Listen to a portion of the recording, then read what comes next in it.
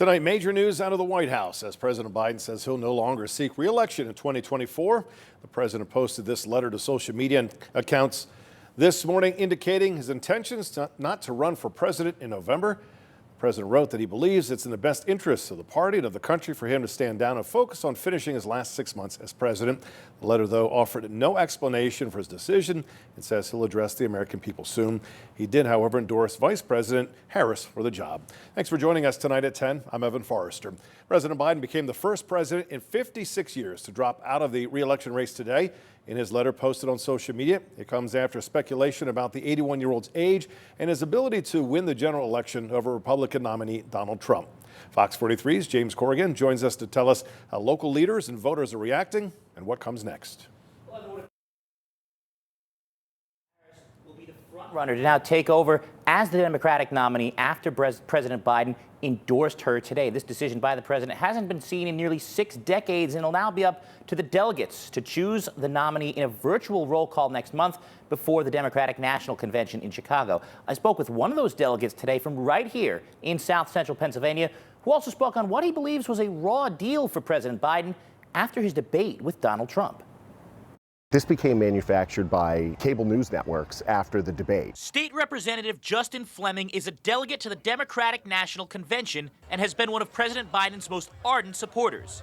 He says while he doesn't believe Biden's decision was necessary, his reaction to the president dropping out is more of respect than disappointment. He's truly given his life and his career to service in the United States government, and I think we should all appreciate that. Fleming and the 187 Pennsylvania delegates to next month's convention in Chicago are now free to vote for any candidate for the nomination.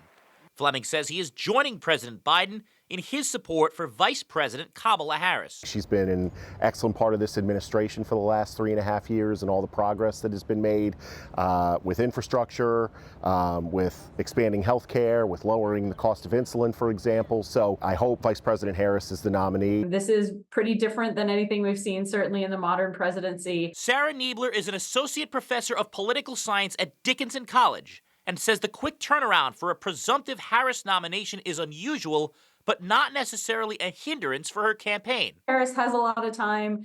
Certainly other democracies across the world run executive campaigns in 100 days or 107 days or whatever we have between now and the general election. So I don't think it's necessary. What is necessary to win is for the Democratic Party to be united, which was not the case in 1968 when President Lyndon Johnson dropped out and the party went into chaos.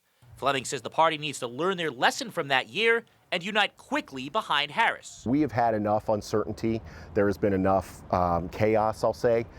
I do think it's important for Democrats to coalesce around the vice president and really get a hold of this thing and focus on winning in November and beating Donald Trump. Now, while we move forward with the race for president, many people here in South Central Pennsylvania were stunned by the news of President Biden stepping aside. We asked some of them attending the York State Fair today for their reaction.